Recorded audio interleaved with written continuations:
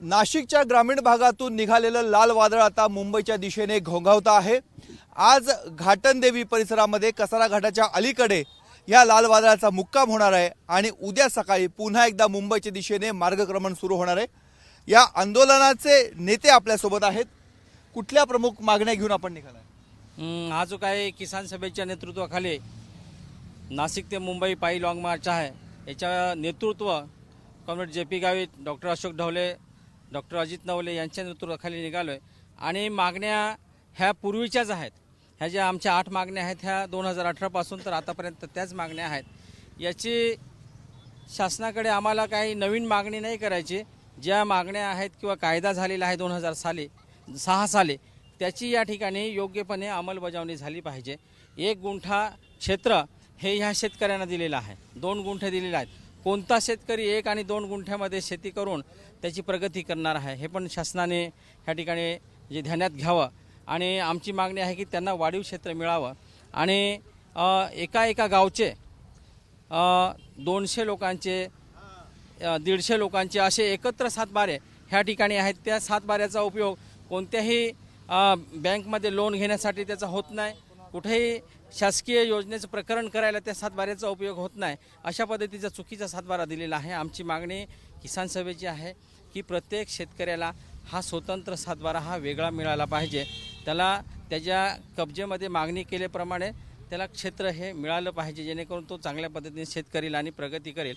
हा आमचा ह्या ठिकाणी मागणीचा उद्देश आहे आणि त्या मागण्या घेऊन आम्ही ह्या ठिकाणी चाललो आहे आणि त्याची फक्त अंमलबजावणी करावी ह्या ठिकाणी शासनाने, अशी आमची म्हणजे मोर्चेकऱ्यांची अपेक्षा आहे। सर, आज मंत्री गिरीश महाजन यांच्यासोबत कॉम्रेड JP गावित यांची भेट देखील झाली। बैठक निष्फळ ठरली असं म्हणता येईल, परंतु आता पुढची भूमिका काय असणार आहे? आज जी बैठक डॉक्टर अशोक ढवळे आणि कॉम्रेड JP गावित, जे दोन्ही आमचे किसान सभेचे मार्क्सवादी कम्युनिस्ट पक्षाचे ज्येष्ठ नेते आहेत, त्यांच्याबरोबर झाली। मात्र ती बैठक निष्फळ झाली असं आपल्याला म्हणता येणार नाही।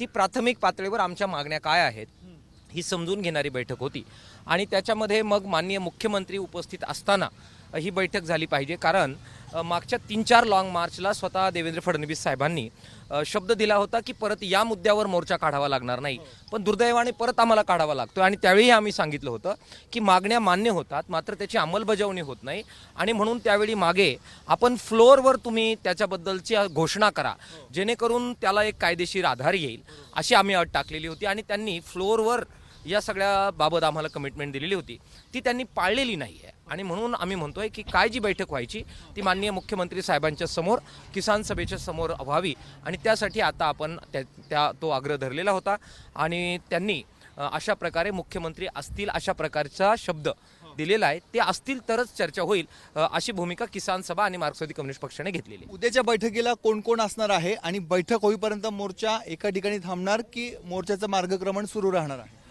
अर्थातच आमचे नेते comrade JP Gavit, doctor Ashok Dhawale, आमचे बाकीचे सगळे नेते राहतील। इतर कोण कोण असतील याच्याबद्दल संध्याकाळी बैठक होईल। आमची जी एक पद्धत आहे किसान सभेची पक्षाची, एक शिस्तबद्ध पद्धत आहे, सर्वानुमते ती 11 नावं ठरवली जातील। कोण असेल नसेल हा आमच्यासाठी फार महत्त्वाचा मुद्दा नाही आहे, कारण आमचे 2 नेते पुरेसे आहेत। त्यांनी जरी आमची भूमिका मांडली तरी पण आमचं म्हणणं तिथपर्यंत जाणार आहे, कारण फार मोठा युक्तिवादाला चान्स नाही आहे। मागण्या मान्यच आहेत, फक्त अंमलबजावणी का होत नाही हा जाब विचारायला आम्ही चाललेलो आहोत। बैठक होईपर्यंत मोर्चा एका ठिकाणी थांबणार की मार्गक्रमण करणार? आम्ही चालत राहणार आहोत, कारण एकीकडे चर्चा आणि दुसरीकडे मोर्चा ही किसान सभेची नेहमीची पद्धत राहिलेली आहे आणि त्याच्यामुळे दोनही गोष्टी एकाच वेळी चालू राहतील। आज प्रजासत्ताक दिन आहे, तिरंगा देखील आपल्याला बघायला मिळतोय। लाल वादळामध्ये तिरंगाची शान पण आहे। हो, तिरंग्याची शान आहे।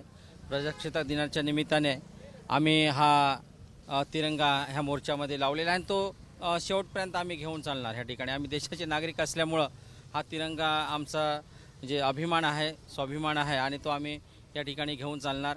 आणि डॉक्टरांनी सांगितल्याप्रमाणे उद्या काय चर्चा करायची की नाही करायची ती कमिटी ठरवेल।